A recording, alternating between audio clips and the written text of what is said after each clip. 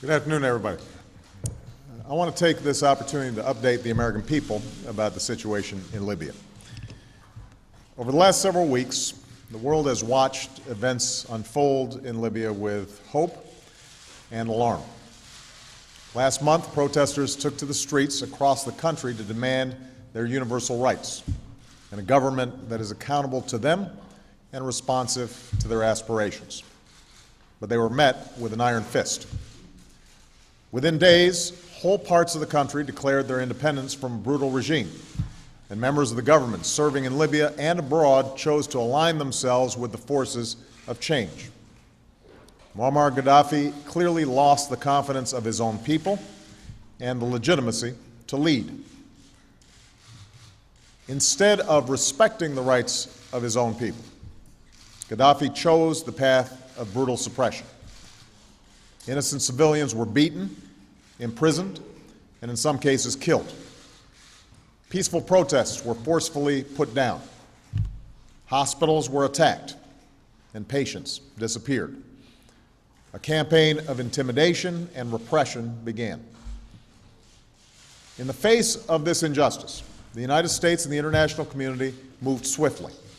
Sanctions were put in place by the United States and our allies and partners. The UN Security Council imposed further sanctions, an arms embargo, and the specter of international accountability for Gaddafi and those around him. Humanitarian assistance was positioned on Libya's borders, and those displaced by the violence received our help. Ample warning was given that Gaddafi needed to stop his campaign of repression or be held accountable. The Arab League and the European Union joined us in calling for an end to violence. Once again, Gaddafi chose to ignore the will of his people and the international community. Instead, he launched a military campaign against his own people. And there should be no doubt about his intentions, because he himself has made them clear. For decades, he's demonstrated a willingness to use brute force through his sponsorship of terrorism against the American people, as well as others, and through the killings that he has carried out within his own borders.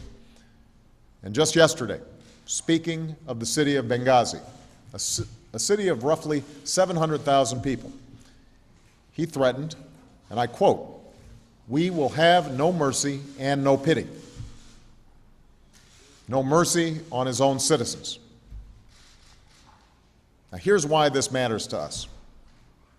Left unchecked, we have every reason to believe that Gaddafi would commit atrocities against his people. Many thousands could die. A humanitarian crisis would ensue. The entire region could be destabilized, endangering many of our allies and partners. The calls of the Libyan people for help would go unanswered. The democratic values that we stand for would be overrun. Moreover, the words of the international community would be rendered hollow. That's why the United States has worked with our allies and partners to shape a strong international response at the United Nations.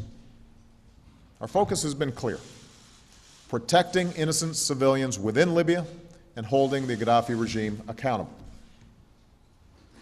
Yesterday, in response to a call for action by the Libyan people and the Arab League, the UN Security Council passed a strong resolution that demands an end to the violence against citizens. It authorizes the use of force with an explicit commitment to pursue all necessary measures to stop the killing, to include the enforcement of a no-fly zone over Libya. It also strengthens our sanctions and the enforcement of an arms embargo against the Gaddafi regime. Now, once more, Muammar Gaddafi has a choice. The resolution that passed lays out very clear conditions that must be met.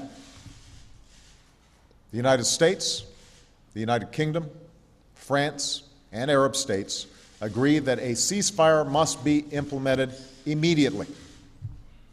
That means all attacks against civilians must stop.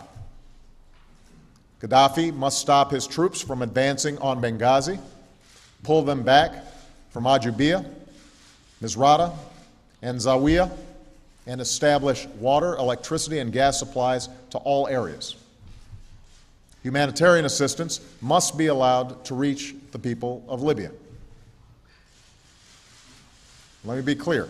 These terms are not negotiable. These terms are not subject to negotiation.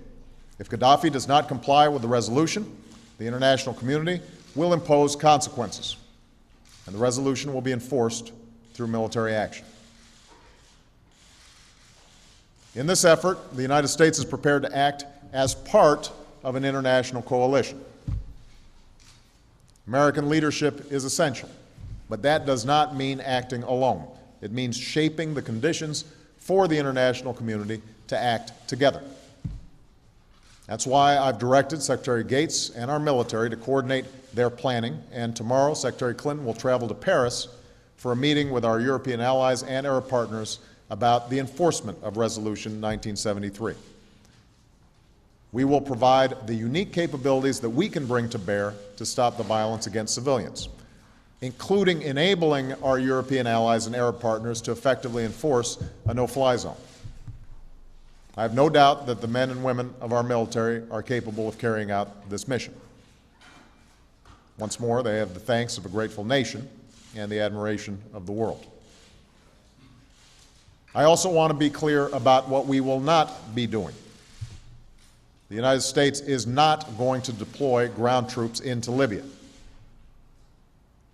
And we are not going to use force to go beyond a well-defined goal, specifically the protection of civilians in Libya. In the coming weeks, we will continue to help the Libyan people with humanitarian and economic assistance so that they can fulfill their aspirations peacefully. Now, the United States did not seek this outcome. Our decisions have been driven by Gaddafi's refusal to respect the rights of his people and the potential for mass murder of innocent civilians. It is not an action that we will pursue alone. Indeed, our British and French allies and members of the Arab League have already committed to take a leadership role in the enforcement of this resolution, just as they were instrumental in pursuing it. We are coordinating closely with them. And this is precisely how the international community should work, as more nations bear both the responsibility and the cost of enforcing international law. This is just one more chapter in the change that is unfolding across the Middle East and North Africa. From the beginning of these protests, we've made it clear that we are opposed to violence. We've made clear our support for a set of universal values and our support for the political and economic change that the people of the region deserve. But I want to be clear. The change in the region will not and cannot be imposed by the United States or any foreign power. Ultimately, it will be driven by the people of the Arab world. It is their right and their responsibility to determine their own destiny. Let me close by saying that there is no decision I face as your Commander-in-Chief that I consider as carefully as the decision to ask our men and women to use military force, particularly at a time when our military is fighting in Afghanistan and winding down our activities in Iraq. That decision is only made more difficult. But the United States of America will not stand idly by in the face of actions that undermine global peace and security. So I've taken this decision with the confidence that action is necessary and that we will not be acting alone.